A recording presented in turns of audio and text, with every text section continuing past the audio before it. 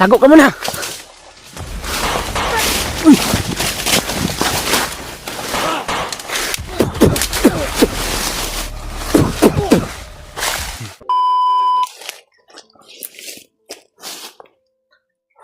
Yan mga tol. Papahinga muna kami dito ni Jujo mga tol. Dahil sobrang napagod si Jujo sa paglalakbay namin mga tol. No? Dahil may nabalitaan kami mga tol na si Brad EG daw ay nahuli. Yun yung narinig namin sa mga usapan ng mga bandido mga tol. Hindi ko po alam kung saan si EG ngayon, pero may impormasyon tayo mga tol, no? Na nahuli daw siya. Sana po ay makita siya ng iba nating kasamahan mga tol. Dahil alam ko na sila Kuya Bads at si Brad Rimart ay andito pa rin yun sila sa paligid mga tol, no? At si Brad Julio mga tol, hindi natin alam kung saan siya ngayon dahil nag-iisa lang din siya mga tol, no? Sana po ay makarating siya dito sa location namin para magtulungan kami mga tol na baka sakaling maligtas namin nung mahuli namin si Julius. Dahil sobrang critical talaga yung kalagayan namin dito mga tol, no? Gustuin man sana namin na bumaba ni Jojo, pero hindi lang muna kami bababa mga tol, no? Dahil sila Kuya Bads at si Brad Rimart may plano silang bumaba para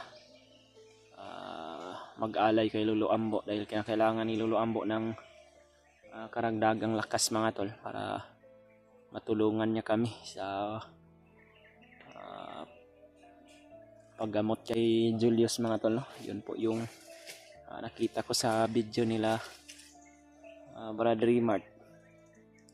Dahil si Lolo Ambo mga tol ay pumapasok sa panaginip nila Kuya Bads at Brad Rimart. Gusto ni Lolo Ambo na magbigay sila ng alay mga tol para bumalik yung lakas ni Lolo Ambo. Dahil si Lolo Ambo ngayon mga tol ay nanghihina siya mga tol sapagkat pinasok niya ang katawan ni Julius mga tol. Pero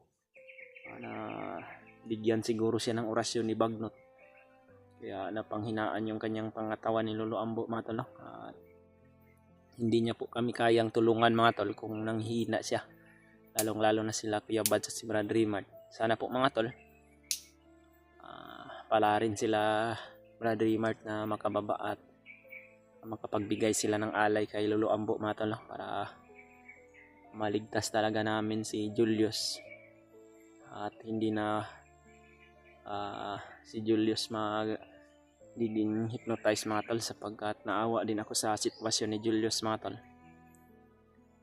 Sobrang napakasama niya na mga tol, no? Pero intindihin lang natin yung pag-iisip niya mga tol, o ano yung mga desisyon niya, sapagkat alam naman natin mga tol na hypnotize lang din siya mga tol. At hindi niya yun magagawa kung hindi siya na-hypnotize, pero nakakakuan lang isipin mga tol, no? Dahil ang mortal na nating kaaway ngayon ay isa nating kasamahan. Yun naman talaga yung plano ni Bagnot kasi mga tol, na kaming mga hunter ay puhulihin niya para maging hypnotize, para wala na siyang sagabal sa kanyang mga plano mga tol. Yun naman po ay hindi natin papayagan mga tol na mangyari mga tol, dahil marami pong nangangailangan ng tulong na naaapi nila. Kailangan din naming matulungan. Sana mga tol, kung saan man si Brad EG ngayon ay sana ligtas siya, at sana po walang mangyaring masama sa kanya mga tol. Dahil hindi pa kami naniniwala mga tol na nahuli siya, dahil alam namin na nakatakas yun. Hindi ko naman rin nakita yung video niya mga tol, dahil medyo mahina yung signal na napasok namin ni Jojo ngayon na area mga tol. At papahinga muna kami dahil kailangan ni Jojo ng pahinga mga tol, dahil sa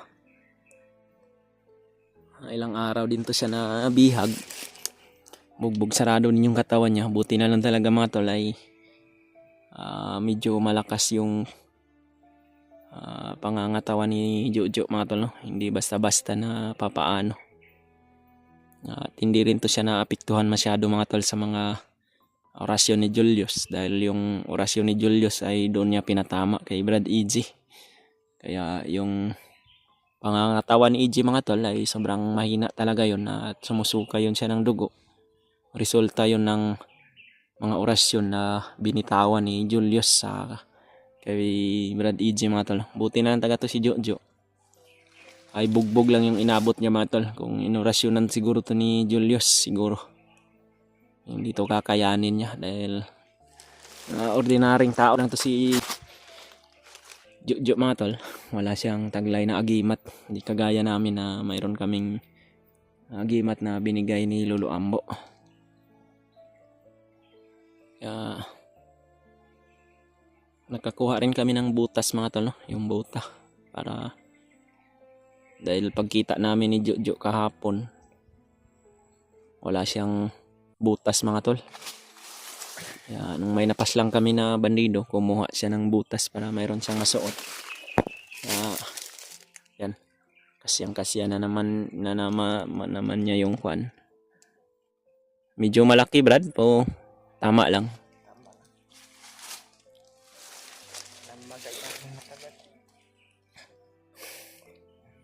Yung kininto ni Jojo sa akin yung mga nangyari mga tol. Sobrang bungbog din pala talaga yung katawan niya mga tol, no? Makikita ko po sa likod na grabe yung palo ng kahoy mga tol. Mitim yung likod ni Jojo. So, sa ngayon ay magkasama na kami mga tol, at hindi ko nahahayaan si Jojo na mapahamak pa to. Sinabi ko nga sa kanya mga tol, no, na kung ano yung plano niya. Gusto niya bang bumaba o hindi. Pero yung gusto niya talaga mga tol, na tulungan daw muna namin si Julius bago siya bumaba. Yeah. Hindi naman natin mapipilit siya mga tol, dahil wala din naman daw siyang mapupuntahan kung bumaba siya. Dahil malayo daw yung lugar din nila mga tol, no? At wala din daw siyang pira na ipamasahe kung uuwi siya doon sa kanilang lugar.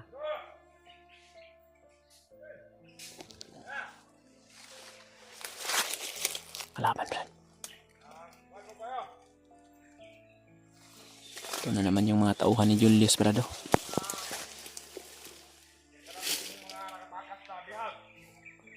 Huwag ka lang padalos-dalos Brada. Mga tauhan to ni Julius mga tol.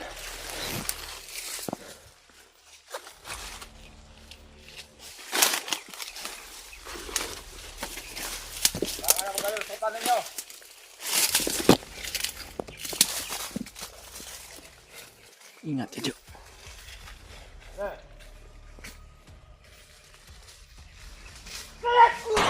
Jo! Takbo, Jo!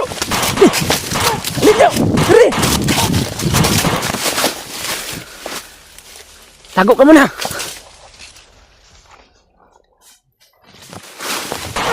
Uy!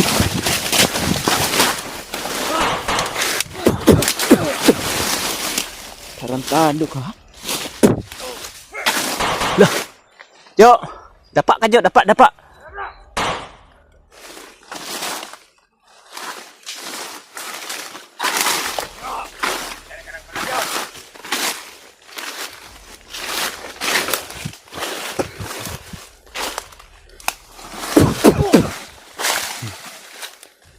Tiwasi Jo, tiwasi. Damay. May mga kasamahan pala sila. Tara, dito tayo banda. Tara.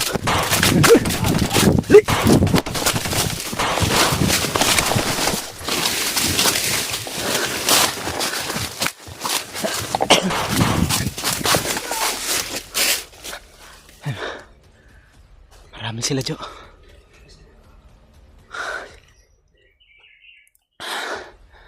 Marami yung mga kalaban, Jo. Tago muna tayo. Muntikan ka na ba?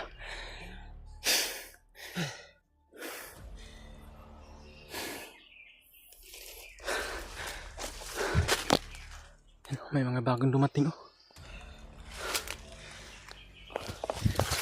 Punta tayo sa saglit oh.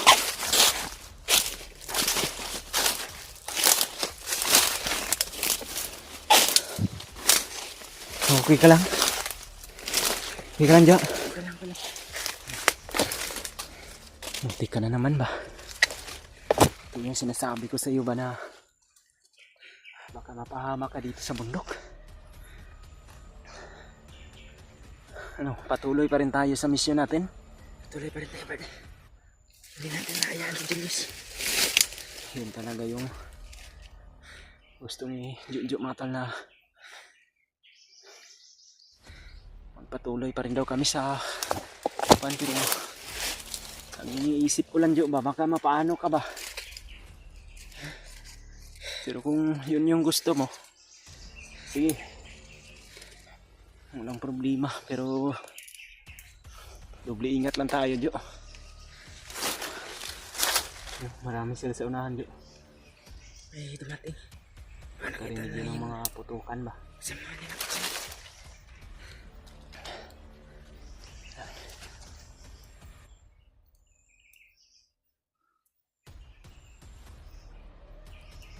Marami yung mga kalaban mga tol.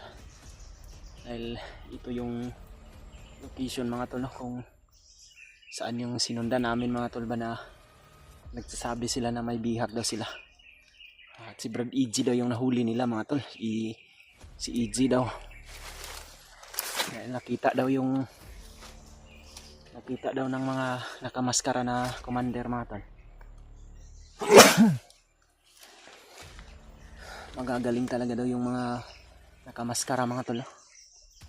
At yun po daw yung nakahuli kay EG. Yun po yung narinig namin ni Juju mga tol sa impormasyon na narinig ko sa usapan ng mga bandido. Pero hindi pa kami naniniwala mga tol sapagkat hindi ko rin nakita yung video ni EG. Sana po mga tol, kung andito man si EG sa paligid, sana makita rin namin ni Juju mga tol para matulungan namin siya. Dahil yun po yung iniisip din namin ni Juju mga tol. At si Julius po mga tol ay patuloy pa rin siya dito sa bundok mga tol, dito sa area na ito. Paikot-ikot lang siya dito mga tol para maghanap ng hunter at yung mga nakatakas. Kaya nakikita siya namin minsan ni Juju mga tol, pero iniiwasan muna namin sapagkat hindi rin pwede na harapin namin siya mga tol na kung kami lang dalawa, dahil hindi nga namin kinaya nung dalawa kami ni EG. Paano na kaya kung kami lang dalawa ni Juju? Kaya kailangan ko makahanap ng mga kasamahan ko mga tol. Sana i-share nitong video na to mga tol, para makita nila yung location namin. Mapuntahan nila kami o matulungan din nila kami dito mga tol.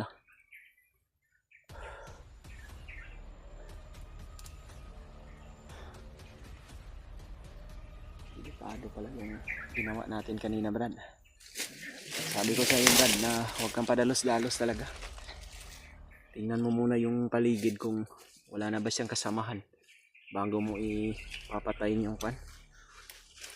Sobrang mainit talaga yung dugo ni Juju ngayon mga kalaban mga tol.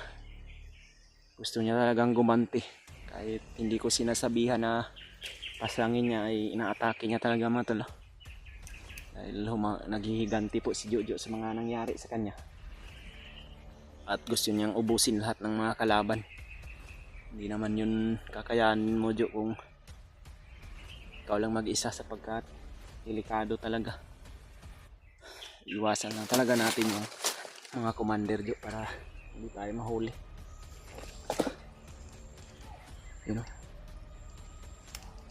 May mga sigawan sa unahan. Tara. Tahan tayo dito.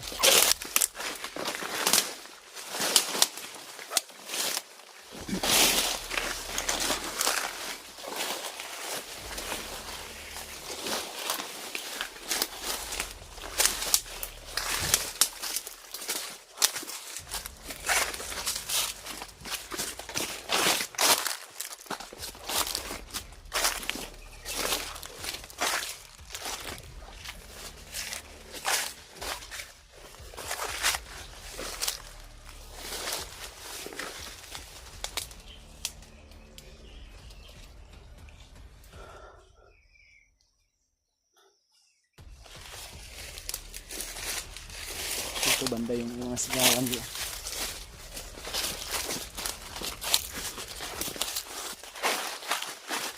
Nasib mga tayo saglit po.